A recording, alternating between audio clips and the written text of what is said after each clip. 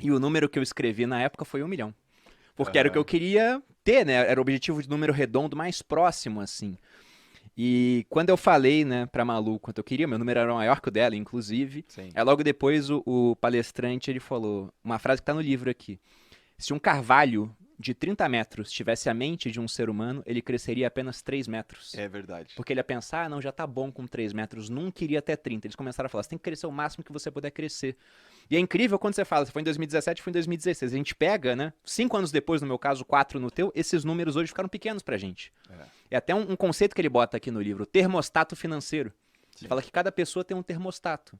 Então você pega o Jorge Paulo Lemann, o termostato dele está alinhado para bilhões. Sim. Se esse cara, de repente, ele perdesse tudo e ficasse só com 50 milhões, ele ia julgar um fracasso total. Sim. Sendo que, para muita gente, 50 milhões é um negócio que é levar o termostato de 0 para 100. Sim. Porque é um número totalmente real.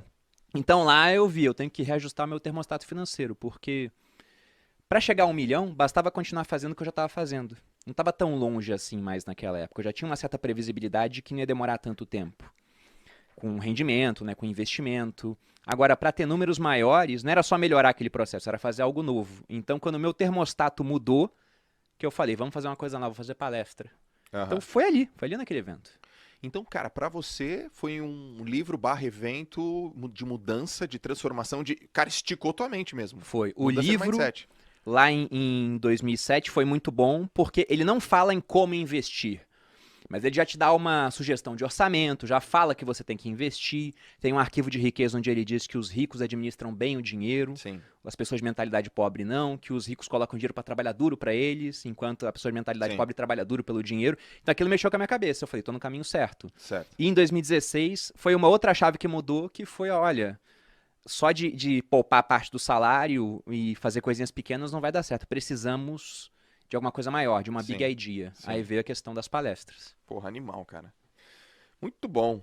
Ó, ele começa lá falando, por exemplo, sei lá, modelo de dinheiro, que é como que você viu a vida, as experiências que você teve na sua infância, as palavras que você fala, as palavras que você ouviu dos seus pais, dos familiares e assim por diante. E aí, ele fala dos 4 quadrantes, que é o seu corpo físico, o seu corpo cognitivo, emocional e espiritual.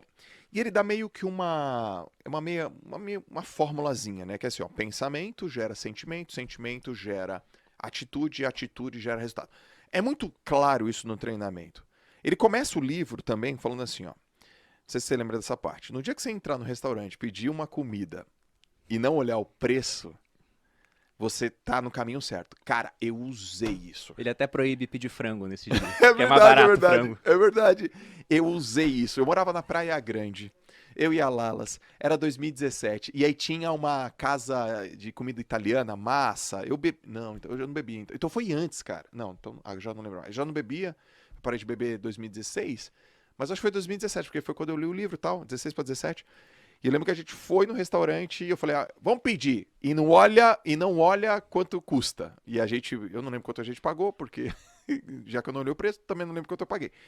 E ali eu percebi que eu estava no caminho certo. Ele começa o livro falando assim, né? Então, o que você pensa gera o teu sentimento gera as tuas atitudes e as tuas atitudes geram o teu resultado. Comenta um pouco sobre isso aí. É bem interessante essa parte do livro nesse começo, né? Inclusive essa fórmula, pensamentos, sentimentos, atitudes, ações terminando em resultado, é muito usado hoje em dia, todo mundo fala disso. Sim. E eu não sei quem foi o primeiro, mas eu vi esse conceito primeiro, foi com o T. Harv Eker. E ele fala que tudo começa no pensamento. Até quando você fez o post para divulgar o podcast, você falou, as coisas vão acontecer 2 vezes, a primeira na cabeça e depois no mundo real. E de fato, e ele fala que muita gente tem resultados ruins com o dinheiro porque tem pensamentos e crenças nocivas quanto ao dinheiro. E ele fala que grande parte dessas crenças, elas foram estabelecidas através de 3 coisas. Uma programação verbal, então aquilo que você ouvia as pessoas falando sobre dinheiro, e raramente você tem contato com pessoas ricas que entendem o jogo do dinheiro. Geralmente você tem contato com o pessoal que está ali na classe média ou mais baixo do que isso, então geralmente o pessoal usa o dinheiro, aprendeu a usar, mas nunca estudou direito sobre como ele funciona. Então não costumam ser opiniões muito positivas. Além disso, você tem os exemplos, que é o segundo ponto. E qual que é o exemplo tradicional? Principalmente É. aqui no Brasil. Saiu uma estatística do Conselho Nacional do Comércio, CNC, ou Confederação Nacional do Comércio, não lembro agora direito. Mas falando que 70% das famílias brasileiras estão endividadas. Então, por mais que, vamos supor que a prática verbal fosse positiva quanto a dinheiro, no exemplo, o normal no Brasil, Sim. ou pelo menos o comum, né, não deveria ser o normal, é as pessoas estarem endividadas. E o último ponto é uma experiência específica com grande carga emocional. Ele dá exemplos no livro, ele dá exemplo da mulher dele, que sempre que pedia dinheiro era pro pai porque a mãe nunca tinha. Sim. Aí o arquivo que ela tinha, quem tem dinheiro é o homem, Sim. né? A mulher não precisa ter dinheiro e toda vez que ela queria alguma coisa pedia pro marido. Sim. E aquilo gerava conflito entre eles. Ele dá o exemplo de uma moça que o pai morreu nos braços por preocupação financeira. A moça virou enfermeira, talvez até para salvar o pai, né, inconscientemente, e toda vez que ela ganhava dinheiro, ela achava que aquilo era errado. E ele fala que esse é o ponto. Se você tem uma crença negativa quanto a dinheiro, se você acha que acumular patrimônio não é bom, você vai dar um jeito, né, os seus pensamentos vão levar a sentimentos nocivos, a ações ruins, e o resultado vai ser você desperdiçar o dinheiro até que só sobre na sua mão aquela quantia que você julga ser adequada. Se você acha que é imoral ter milhões, você nunca vai ter milhões.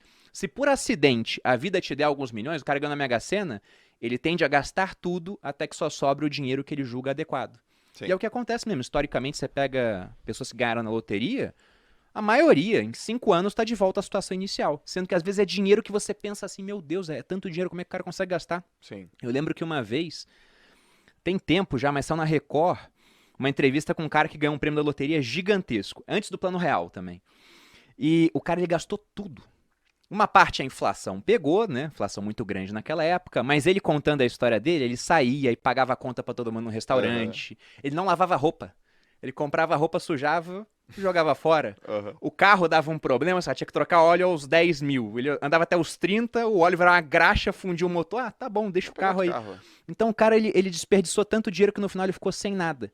E aí perguntaram pra ele, qual é o seu arrependimento? Ele falou, não ter comprado uma casa pra minha mãe. Eu falei, meu Deus, o cara ganhou um prêmio gigantesco e não comprou um imóvel pra família dele. Caracas.